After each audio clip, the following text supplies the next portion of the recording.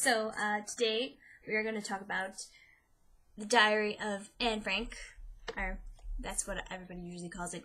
So, anyway, the diary was published in 1947. That's 2 years after the end of World War II. The end, what everybody sort of agrees is sort of the end. Anyway, and it was written during World War II.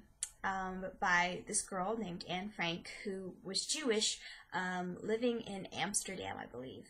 And she had to hide along with her family in these rooms above her dad's office. It's not really, the details aren't really that specific, seeing as she was like 13 when she wrote this.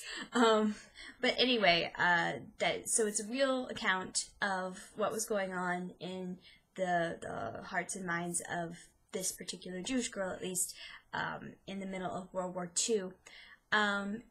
This book, I got it for free out of the Second and Charles bin, so I had read it before I got it for free out of the Second and Charles bin. I read it probably when I was about 13 as well, but I'm on the edge about whether it's one of my favorites.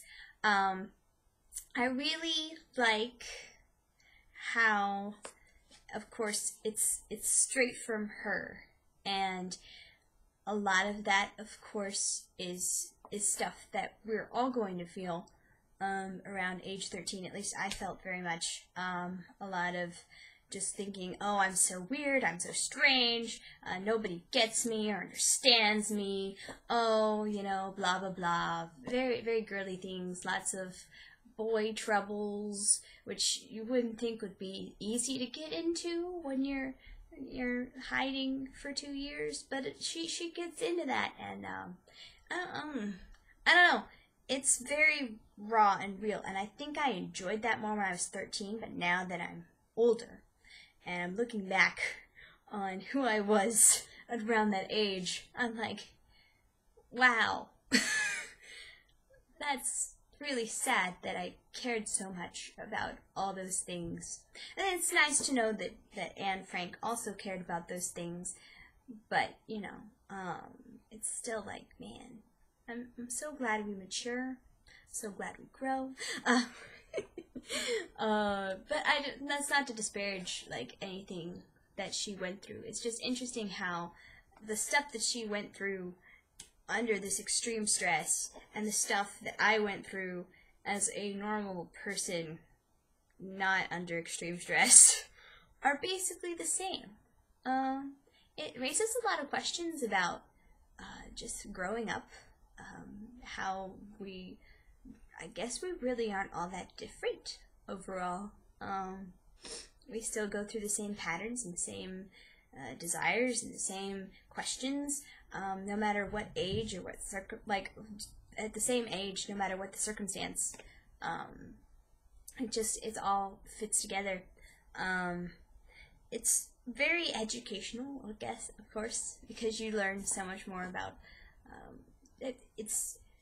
it's more poignant to read something from the point of view of a person who lived it, especially with this, where she's living it as it happens, like it's literally written in diary form. It's so much more poignant to read it that way than to read a history book. So you get a lot more of the emotions, and you can put yourself into that situation more and just understand what's going on in the world at that point in time. So that's very good. So I really like the educational aspect of it. I like the realisticness of it, of course. It's just, it's so, okay, look at it. Look how thick it is, and then look at the words. Look how tiny they are, and look how they take up the entire page.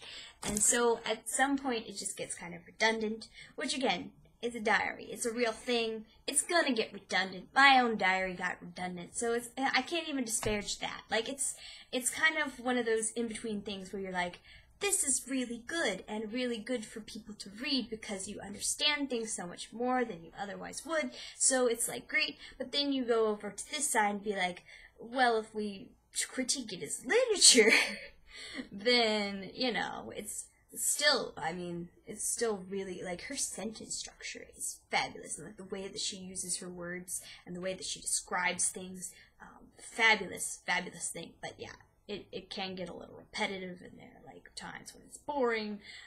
But you know, we're not supposed to critique it as literature, I guess. We're supposed to critique it as what it is. It's a historical document that can really help you understand what's going on in this time period and just see it from a very human perspective.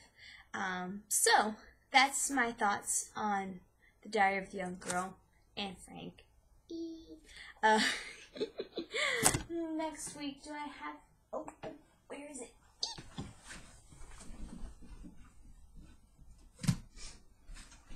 Next week is one of my favorite books of all time, though it has taken me like a month to read it. I'm so sorry. I love this book very, very much. I promise you, it's just, you know how it gets. Sometimes you're just like, the last thing I want to do ever is read right now. And that's how it's been for me. But now it's Thanksgiving break, and I'm much happier with life. Here it is, Ella Enchanted. God, so good. Alright, I'll tell you more about that next time. Bye-bye, everyone.